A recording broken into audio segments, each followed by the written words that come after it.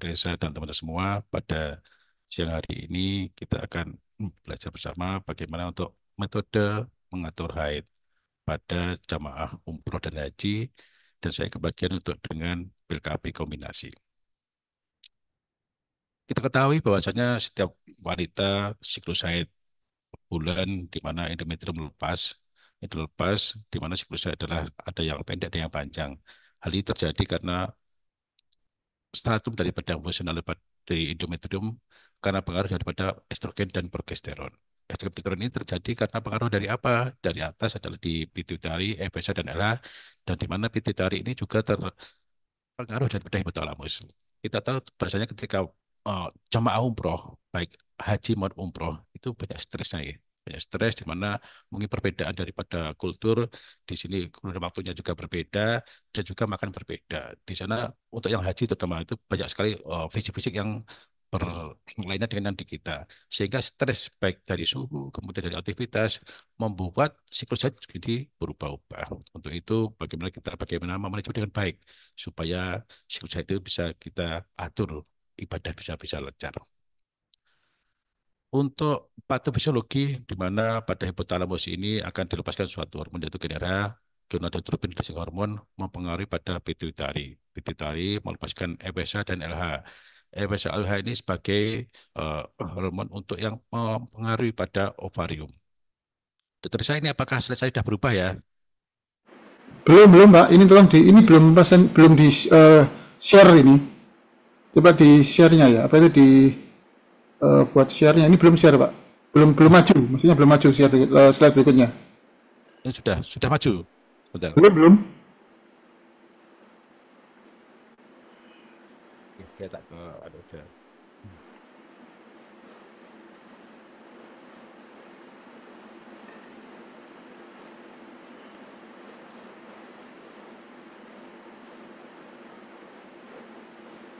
Mungkin diklik slideshow-nya, Dok. Oke, sudah. Ini sudah kelihatan dokter. Tapi ini belum Itu slideshow ini. oh belum. Bentar. Bisa di slideshow dulu dok, nanti baru di share screen. Untuk pindahnya pakai ALT plus tab. Oh, sebentar.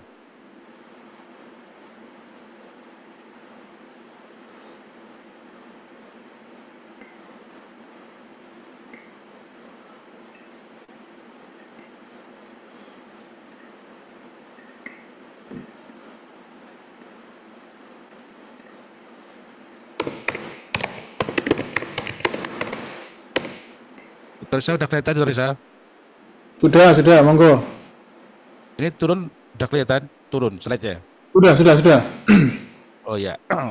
Ini sebagai untuk siklus haid di mana endometrium ada pengaruh daripada ovarium. Ovarium dipengaruhi oleh FSH dan LH dari pituitari sehingga siklus haid akan berjalan dengan pada seorang wanita.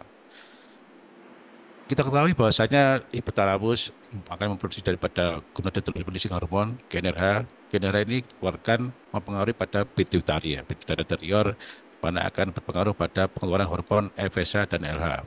FSH dan LH ini akan turun ke nuati pembuluh darah maupun yang lain-lain ke ovarium. Ovarium karena pengaruh daripada SH pada awalnya pada fase folikuler, maka ada maturasi daripada oosit. Folikulogenesis ini akan berpengaruh dari folikel-folikel yang banyak. Nanti akan ada single daripada yang folikel dominan. Folikel dominan ini akan berpengaruh sampai nanti pada hari ke 14 sebelum haid berikutnya terjadilah satu ovulasi. Efek saya yang dikeluarkan daripada pituitari ini akan memberikan short feedback mechanism di mana nanti akan memberikan pengaruh sebagai hambatan untuk memproduksi FSH yang lebih rendah lagi. Nah, dari ovarium ketika sudah ada folikel dominan saat ovulasi di mana L-nya sudah menjadi LH, saat ovulasi ini nanti akan berpengaruh menjadikan suatu oosit keluar, terjadilah suatu corpus luteum. Corpus luteum ini mempengaruhi pada hormon progesteron. Hormon progesteron yang meningkat akan berpengaruh pada long feedback ke otak supaya nanti pengaruh untuk mengurangi produksi daripada GnRH maupun ke arah LH. Nah, dari estrogen yang meningkat ini maupun progesteron, apakah mempengaruhi siklus-siklus daripada pertumbuhan baik di dalam endometrium untuk siklus menstruasi, kemudian di mama, di payudara, di mana nanti akan terjadi suatu penegangan maupun substitusi yang lain. Ini gambaran ovarium. Ovarium dari beberapa oosit primordial akan tumbuh ya, tumbuh menjadi folikel primer, kemudian ada folikel sekunder, dan hanya satu oosit yang dominan. Artinya pada fisiologi tanpa ada pengaruh obat-obat yang lain, maka karena ada pengaruh estrogen yang dikeluarkan dari estrogen penumpukan, maka oosit meningkat dan menjadi suatu folikel Gravian folikel. Pada saat ovulasi, maka oosit akan pecah. Setelah pecah, mana terbentuklah suatu komposotium, oosit akan diambil oleh daripada fimbre dan masuk ke dalam tuba dan ke arah endometrium. Folikel-folikel ini nanti akan, apakah dia nanti terjadi suatu kehamilan atau tidak, akan tergantung daripada kita. Pada pasien-pasien dengan siklus yang normal, ada pasien yang mungkin rencana umroh atau haji, perlu ditata bagaimana supaya nanti ibadahnya bisa berjalan lancar, di mana mengatur perdarahan pada saat nanti mau berangkat maupun saat di tanah suci.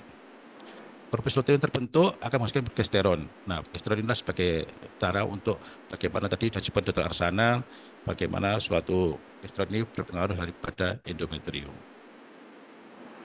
Secara umum, siklus menstruasi bagi 3, yaitu fase folikuler. Fase folikuler ini di mana ketika oosit tumbuh mulai dari folikel primordial sampai nanti folikel yang the graft, ada pengeluaran daripada hormon-hormon yang dominan adalah hormon estrogen. Berpengaruh juga estrogen ini pada endometrium, di mana pada stratum fungsionalnya ini akan semakin meningkat, kemudian tumbuh. Pada saat jadi ovulasi ini adalah suatu keluaran oosit daripada folikel the graft. Terjadi biasanya pada saat hari ke-14 mens berikutnya. Jadi nanti Bapak Ibu semua harus menghitung bagaimana pada saat nanti ovulasi dan tanya kepada pasiennya. Biasanya pasien itu datang ke kita pada saat dia mau ibadah umroh maupun haji, kadang-kadang mendadak. Dok, saya mau umroh, kapan berangkat? 3 hari lagi. Nah, itu kita ngaturnya itu agak susah ya. Dan juga jangan lupa nanti ketika pasien-pasien datang ke kita, tanyakan siklusnya. Siklusnya normalnya biasanya berapa hari. Sehingga nanti kita bisa mengevaluasi kira-kira kapan untuk ovulasinya, kapan untuk pendarahannya. Ya, fase yang kedua adalah fase ovulasi. Fase ovulasi ini adalah proses keluarnya daripada oosit ya, dari folikel the graft. Yang ini pasti untuk semua orang sama, di mana untuk waktunya adalah 14 hari menjelang menstruasi berikutnya. Misalkan contoh pasien dengan siklusnya 28, maka ovulasinya pada saat hari ke-14. Ada lagi contoh pasien dengan siklusnya 32, maka ovulasi hari ke-18. Kadang beberapa praktisi itu dianggap bahwa ovulasi itu dibagi 2 di tengah-tengah gitu. Padahal kita tahu bahwasanya untuk pada fase luteal waktunya adalah 14 hari. Pada fase setelah ovulasi, folikelnya itu pecah, maka tadi korpus luteum yang sebagai fase luteal, di mana secara detail disebut oleh Dr. Arsana bagaimana untuk stratum kompaktanya, kemudian endometriumnya menebal, pembuluh darahnya menebal, kemudian ketika mendekati untuk menstruasi, maka menjadi rapuh dan nanti akan terjadi suatu pendarahan. Ini adalah beberapa grafik ya, grafik yang kita bisa baca bahwasanya pada yang A itu adalah kinerja yang dihasilkan daripada hipotalamus, di mana ini pada fase folikuler dia meningkat. Ketika ada fase progesteron memberikan dampak, dia feedback mekanisme. Kemudian yang untuk LH ini pada grafik yang B itu ketika akan ovulasi ada LH meningkat tinggi, kemudian ketika dia sudah LH yang meningkat terjadi satu ovulasi. Biasanya ovulasi bagi beberapa yang mungkin suhu basa badan diperiksa, bisa juga adanya bifasik temperatur, di mana pada saat itu ada suhunya yang tinggi dan rendah sebentar, rendah itu tinggi lagi. Hal ini sebagai metode apakah suatu ovulasi terjadi atau tidak. Atau yang sekarang itu bisa dipakai ovul test dia, dipakai ovul test biasanya untuk mengetahui kapan saatnya ovulasi, diketahui dengan cara alat diterapkan dengan di air kencing sehingga bisa mengetahui kira-kira ovulasinya kapan. Karena biasanya ovulasi ini penting terutama nanti pada wanita-wanita yang tidak siklusnya tidak teratur ya, sehingga dia tidak tahu kapan ovulasinya, kemudian kapan minum obatnya, pada saat dia berangkat, bisa pada orang-orang yang mungkin 3 bulan terakhir siklusnya kadang panjang, kadang maju, nah itu membuat dia bingung. Kemudian endometrial perubahannya selama siklus menstruasi seperti tersebut di gambar bahwasanya setelah dia proliferatif ada fase sekretory, setelah itu dia mensis pada wanita. Ini adalah terminologi beberapa perspektif tentang normalnya kapan toh normalnya lama menstruasi. Frekuensinya biasanya normalnya adalah 24 sampai 38. Kalau yang sering hati-hati lebih kurang dari tidak kurang dari 24 harus diperiksakan. Apalagi yang jarang-jarang ya, jarang-jarang lebih dari 8 minggu atau oligomenorrhea. Nah, nanti harus dievaluasi juga apakah ada penyebab-penyerta yang lain, apakah dia punya PCO dan lain-lain. Untuk regulasi hati daripada mensesnya, biasanya reguler itu bisa dikatakan variasinya 2 sampai 20 ya. Reguler bisa 20 hari. Kemudian durasinya normalnya biasanya 4,5 sampai 8 hari. Kemudian volume ini yang agak susah menghitung ya. Bagaimana suatu volume orang menstruasi itu banyak atau sedikit atau yang kurang ya. Biasanya pakai subtext pada saat hari keberapa dia banyak, hari keberapa dia mulai habis. Kadang pasien itu pertama sedikit, hari 2-3 banyak, 4-5 sedikit. Nah, itu nanti kita harus gali secara detail supaya kita bisa memperoleh data untuk memberikan suatu terapi yang tepat. Nah, pada saat menstruasi, di mana endometrium melepas, itu karena pengaruh daripada progesteron yang menurun, menyebabkan ketebalan endometriumnya menjadi berkurang. Ketika ketebalannya berkurang, terjadilah stasis dan iskemi daripada pembuluh darahnya. Suatu jaringan, apabila terjadi suatu iskemi, akan menjadi rapuh. Ketika rapuh, maka terjadilah suatu pelepasan daripada endometrium. Kemudian pada saat progesteron turun, juga ada pelepasan enzim lisis. Lisis ini adalah sebagai enzim yang mempermudah untuk pelepasan daripada endometrium. Dan juga pada fase-fase sekretory ada peningkatan prostaglandin. Prostaglandin ini menyebabkan daripada vasokonstriksi pada pembuluh darah. Sehingga ketika ada vasokonstriksi, jaringan yang dia ada lebih pucuknya menjadi kekurangan darah sehingga menyebabkan lepas. Juga pengaruh juga ketika ada progesteron menurun, terjadilah pengurangan daripada MMP, matrix metaloproteinase. Meningkat reaksinya menurun. Terjadilah suatu pelepasan endometrium yang pada terjadi awal menstruasi. Jadi pelepasan endometrium adalah suatu pelepasan endometrium yang global ya, artinya bahwa pelepasan serentak. Nah, nanti ada beberapa hal pasien-pasien datangnya biasanya kalau pasien itu menstruasinya tidak jelas, lamanya tidak jelas, itu harus dievaluasi lebih lanjut. Bagaimana suatu kafeter itu ada pendarahan sebagian, pendarahan lain sebagian, gonta-ganti, nah itu harus dicari penyebabnya. Pelepasan endometrium ini yang normal adalah nanti karena kolap jaringan yang simultan. Artinya bahwa saya ketika siklus menstruasi, misalkan dia terjadi 5 hari, maka jaringan itu keluarnya bareng-bareng semua, baik di anterior, posterior, kemudian di fundus maupun di bawah, dia keluar bareng-bareng. Kemudian vaskokonstriksi memanjang. Bahwasanya ada beberapa hal mungkin pada pasien-pasien dengan punya kelainan darah itu harus dievaluasi juga. Atau pasien-pasien dengan dia kelainan jantung, nah, di mana dia butuh obat-obat untuk mengejarkan jantung, nah, itu harus dievaluasi juga. Jadi di sini nanti untuk stasiun pembuluh darah ada keseimbangan antara fibrinolytik dan koagulasi. Kemudian darah itu nanti akan berhenti karena ada suatu estrogen yang mulai meningkat. Jadi di sini untuk perdarahan lucut, estrogen dan progesteron yang stabil. Ada beberapa hal yang mungkin kadang-kadang digunakan salah dalam terapi sehari-hari, yaitu ada pedoman kadang-kadang itu pengertian bahwa karena menstruasi itu karena kontraksi rahim, sehingga ada beberapa orang ketika ada menstruasi memanjang diberikan obat-obat uterotonika ya, kayak methylphenidate dan sebagainya. Ya ini mungkin sebagai pandangan bahwa itu mungkin tidak diperlukan. Nah, dari beberapa istilah Islam ada disebutkan bahwasanya ada darah haid dan darah istihadah ya. Darah haid adalah yang menstruasi normal, yang darah istihadah itu adalah darah yang keluar dari rahim wanita yang sakit. Artinya ini biasanya wanita itu ragu-ragu ya. ketika misalnya haidnya 7 hari, kemudian hari 8 9 dia masih flek-flek. Kemudian dia berangkat hari ke-7. Nah, itu biasanya itu nanti akan khawatir, saya ini bersih atau enggak ya? Ibadah saya nanti eh, diterima atau enggak ya? Boleh apa enggak ya? Nah, itu harus kita tahu bahwasanya nanti setiap ada rombongan umroh maupun daripada haji mesti ada ustadznya nanti bisa ditanyakan. Nah, kemudian firman Allah bahwasanya haid itu adalah satu kotoran di mana ketika terjadi haid maka orang itu tidak boleh menjalankan ibadah baik ibadah wajib maupun ibadah sunnah. Istiadah dan haid ini beberapa literatur menyebutkan kalau haid adalah darah yang keluar dari rahim perempuan dengan jalan yang sehat. Artinya itu jelas itu adalah baik dari uterusnya, kemudian dari serviknya dan vaginanya baik-baik semua. Pada waktu yang ditentukan, artinya bahwa ketika suatu haid itu dia reguler, reguler setiap siklusnya mungkin memanjang atau memendek, tapi dia bisa diikuti iramanya.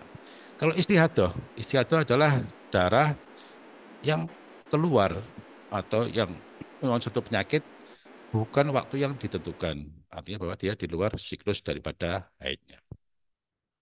Darah istiadah ini bahkan suatu karena suatu penyakit ya, di mana beberapa hal kita harus tahu bahwasanya di antara penyebabnya adalah polip ya, polip di mulut rahim. Jadi nanti kalau Bapak Ibu semua ketika ada pasien dengan datang mau kemudian dari riwayat dulu ada perdarahan, tolong selain di USG mungkin nanti ada baiknya juga di inspekulum. Kemudian ketika datang sebaiknya pasien selain anamnesa kita periksa juga USG-nya untuk mengetahui apakah ada minum atau tidak. Kemudian ada CA atau tidak.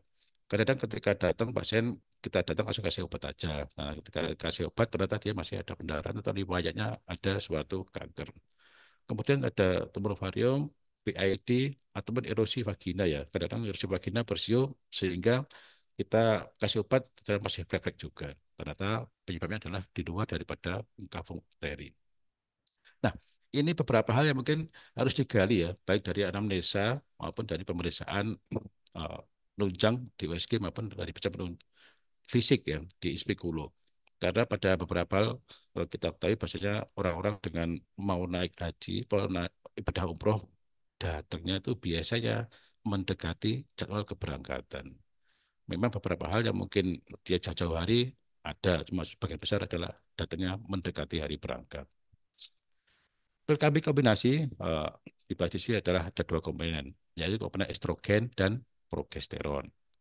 Untuk estrogen, di mana etilstradiol atau E2 merupakan progesteron natural yang paling poten. Nah, ada beberapa turunannya, di mana ada penambahan daripada produksi ke-17, yaitu etilstradiol dan mestranol. Kalau mestranol harus dirubah dulu, di mana efek daripada beberapa estrogen ini berbeda-beda pada individu. Sehingga kita harus tahu bagaimana dia, pasien itu, riwayatnya bagaimana, kemudian apakah ada penyakit penyerta atau tidak, ataukah dia sedang mengonsumsi obat atau tidak. Untuk yang natural yaitu estradiol ada beberapa yang sintetik di mana ada penambahan pada karbon 17 yaitu berupa estradiol dan mestranol. Beberapa hal memang baru dari perkembangan zaman ada yang sintetik mungkin lebih mudah didapat dan lebih mudah untuk diberi pada pasien-pasien. Estradiol alami paling kuat yaitu estrogen yang diskresi ovarium. Kemudian aktivitas reduksi artinya itu obat itu bisa berkurang aktivitasnya apabila diberikan secara oral.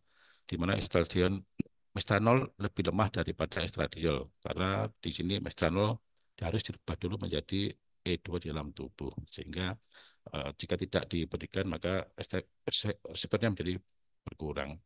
Estradiol toleran merupakan bentuk ester daripada estradiol. Nah, ini beberapa hal yang sebagai pertimbangan kita bagaimana estrogen itu bekerja baik di ovarium maupun di endometrium.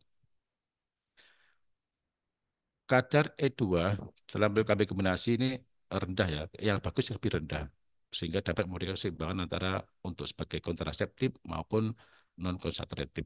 Pada KB untuk ibadah haji ini mungkin atau umroh untuk kita ambil sebagai keuntungan non kontraseptif.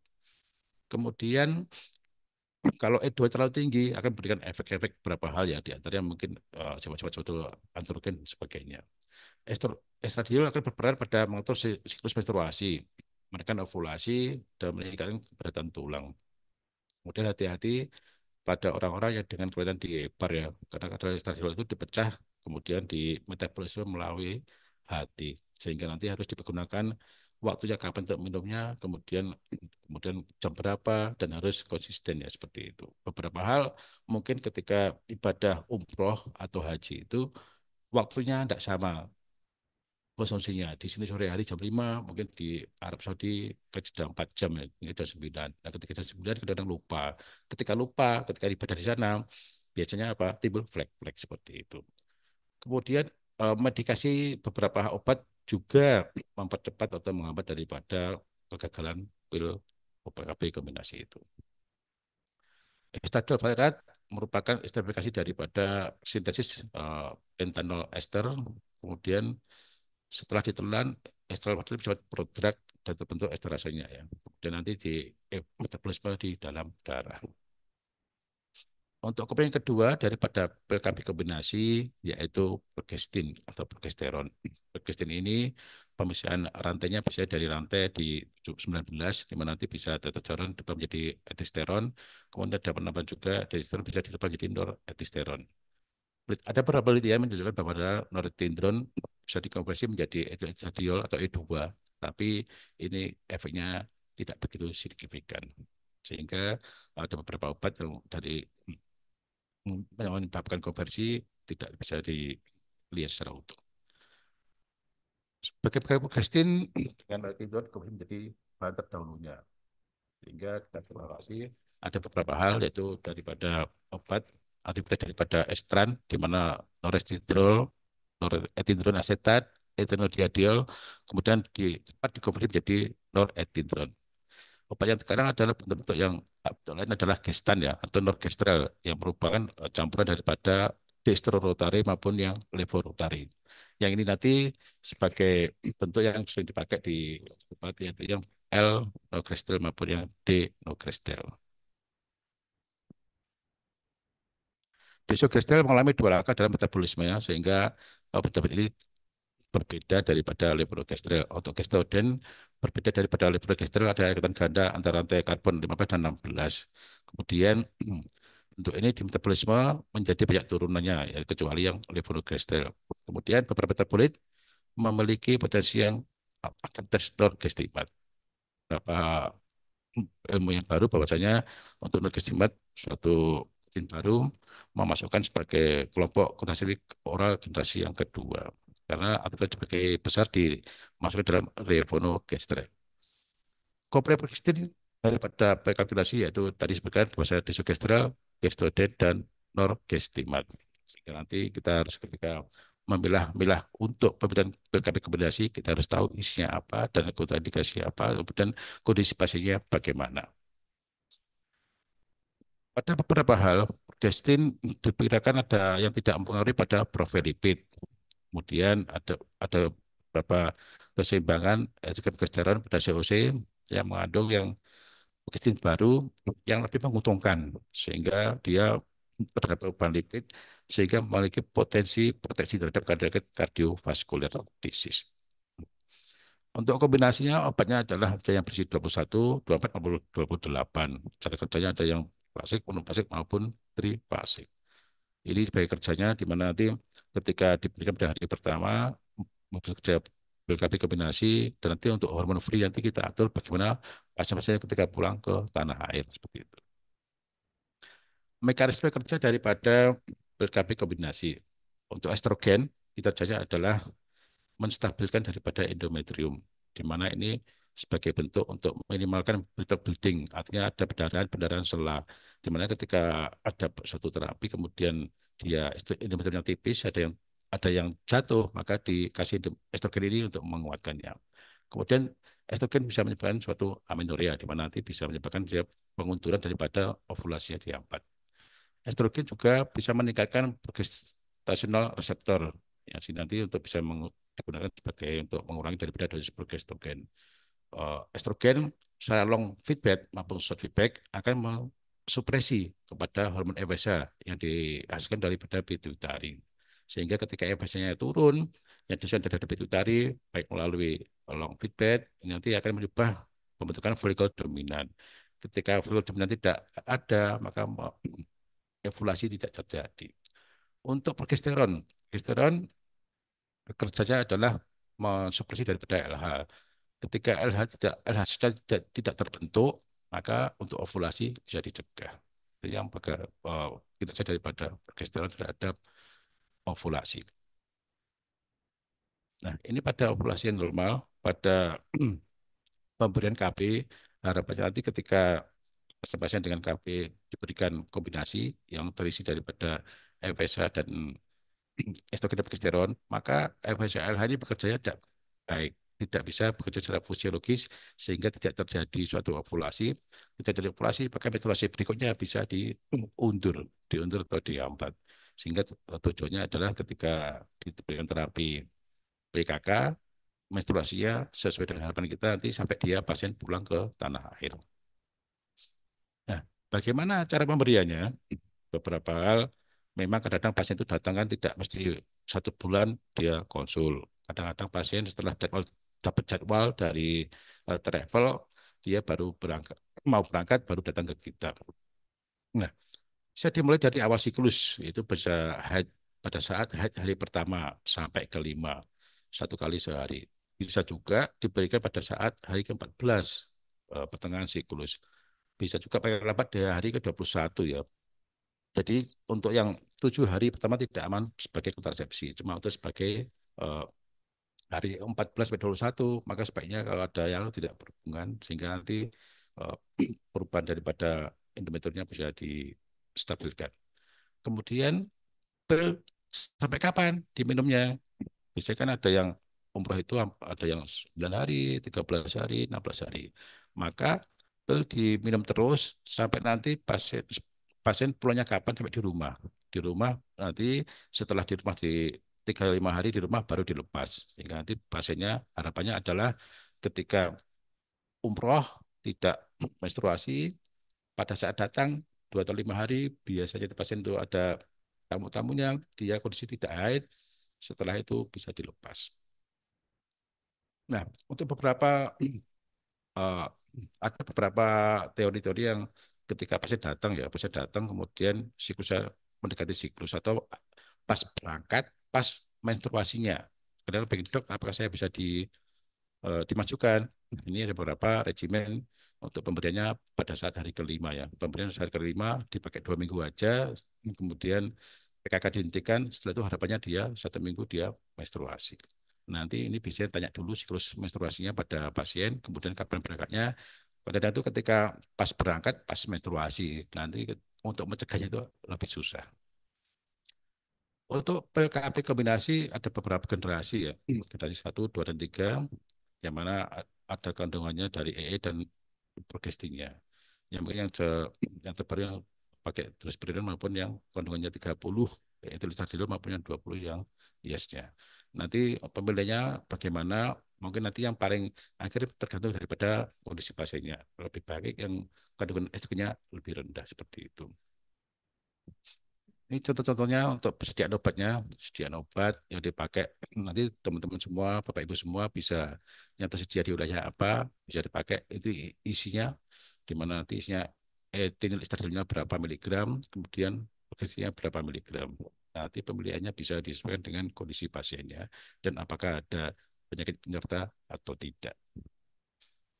Yang sering digunakan mungkin beredar adalah microginon, kemudian Diana yang sering kita gunakan maupun Yasmin atau Yas. Ya. Sekarang pasiennya mesti tanya, dok gimana kalau nanti di sana itu timbul bercak ya? Bercak dan itu sering terjadi karena mungkin sebelum berangkat itu untuk ibu-ibu itu dia akan tanya ke jamaah yang lain yang dulu-dulu berangkat. Hati-hati nanti kalau di Arab, Saudi terjadi flag-flag. Nah, nanti evaluasi dulu apa penyebabnya. Apakah dia diare, apa lupa makannya. Yang mungkin biasanya banyak yang lupa ya. Lupa ketika dia pasien-pasien itu jam ibadah, polanya tidak jelas, dia lupa bawa obatnya. Harusnya ketika umroh kemudian di tas kecil itu dibawa sekalian obat untuk KB-nya. Apabila jadi berpercak, tambahkan beberapa peptid estrogen, yaitu bisa pakai Linurol, Progynova maupun yang Premarin. Disertai PKB-nya, artinya PKB tetap diminum ditambah dengan estrogen. Apa pengaruh PKB kombinasi pada sistem di tubuh kita? Mempengaruhi pada diantaranya adalah cardiovascular disease, kemudian metabolisme karbohidrat, liver maupun resiko kanker. Pada cardiovascular disease ini tadi disebutkan bahwasanya mempengaruhi pada metabolisme maupun RA ya, renin angiotensin aldosteron system yang pada sistem yang bekerja pada hipertensi. Kemudian berpengaruh juga pada koagulasi pembekuan darah, sehingga nanti ada beberapa literatur menyebutkan ada perubahan ada pembekuan darah. Perubahan yang terjadi adalah bisa trombosis ya. Bisa trombosis ini menyebabkan tromboemboli di vena maupun di tromboemboli arteri. Kalau yang vena bisa terjadi DVT, kalau emboli paru ya ada tapi jarang ya. Kemudian tromboemboli arteri hati-hati pada orang yang punya penyakit jantung, infak menyukat akut maupun pernah riwayat stroke, di mana terjadi uh, trombosis, koagulasi menjadi lebih meningkat sehingga jadi risikonya adalah plak ataupun terjadi pembekuan dari pembuluh darah.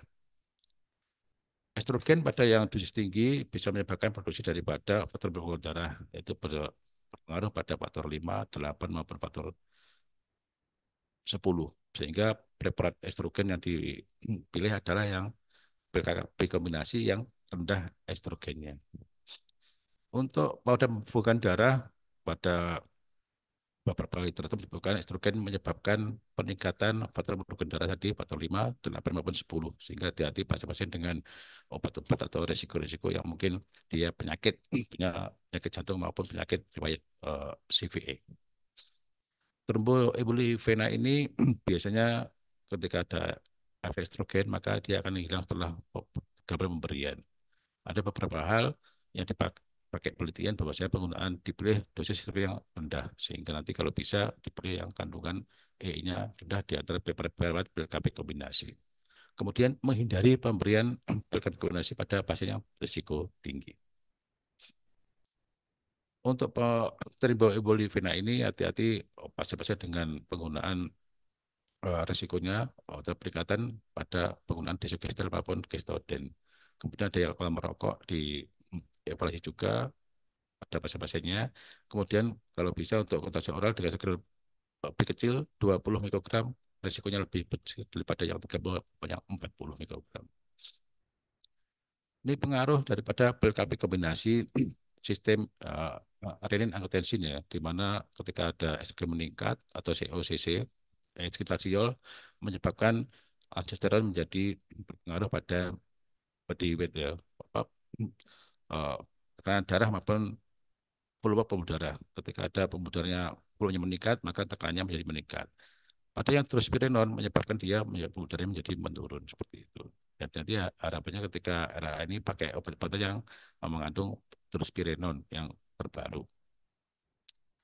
Resiko terkait kombinasi pada profil lipid, estrogen ini menurunkan LDL, meningkatkan HDL, kemudian progesteron menurunkan HDL, menurunkan HDL.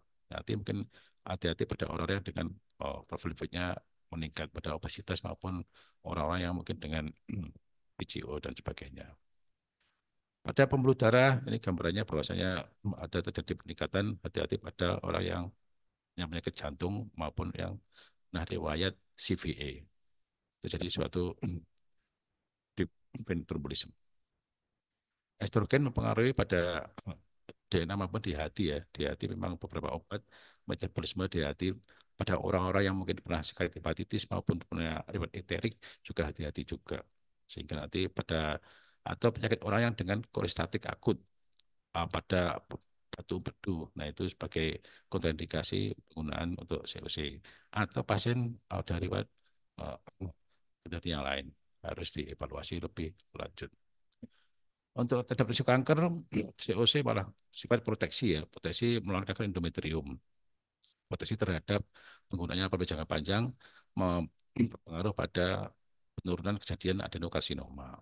Kemudian udah kanker ovarium juga gitu. COC bersifat proteksi kanker ovarium karena dia membuat mainnya menjadi lebih lama atau tidak menstruasi sehingga kanker ovarium untuk kejadiannya menjadi berkurang. Untuk kanker eh, serviks menjelaskan bahwasanya pada kanker serviks terjadi suatu risiko displasia pada penggunaannya jangka panjang, sehingga nanti pada wanita-wanita dengan penggunaan ini harus dievaluasi dengan Pak Sumir untuk evaluasinya. Pada kanker hati atau hebar, hati-hati juga penggunaannya. Untuk kanker payudara, penggunaan jangka panjang bisa efek protektif ya, di mana nanti biasanya kalau pada kanker jinak bisa untuk proteksi supaya kejadian pada terutama nanti hati-hati pada juga yang riwayat keluarga ada yang PRCA-nya positif seperti itu. Nah, ini ada beberapa hal kontraindikasi pada penggunaan BKP kombinasi. Yang absolut adalah yang dulu dipakai tromboflebitis. Jadi mungkin dulu punya riwayat seperti itu. Atau kanker fatality yang dampak yang jelas. Misalkan SGD meninggal, kemudian pernah riwayat hepatitis, baik hepatitis A, hepatitis A, maupun hepatitis A E. Kemudian riwayat jantung. Ibu-ibu yang mungkin penyakit jantung koroner, IMA, maupun penyakit cerebrovaskular, CVE, hati-hati juga. Jadi kepala migrain yang sering, hati-hati juga. Diabetes mellitus, ada kelainan dengan vaskuler, juga harus dihindari. Kanker payudara, darah abnormal, kehamilan, perokok, dan hiperkolesterolemia. Kalau relatif, biasanya pada nyeri kepala mikir tanpa aura. Aura itu kayak kelihatan putih-putih kecil gitu sebelum terjadi suatu migrain. Hipertensi yang tidak terkendali juga relatif juga. Hematologi, diabetes mellitus, kemudian jaundice dalam kehamilan. Itu yang beberapa hal yang mungkin harus kita evaluasi dan kita teliti sebelum kita berikan kepada pasiennya. Oke. Terima kasih Dr. Reza untuk presentasi saya. Waktu saya kembali ke Dr. Reza. Baik, terima kasih Dr. Teguh. Jadi tadi sudah diceritakan secara detail ya mengenai teori dan juga bagaimana cara penggunaan pil KB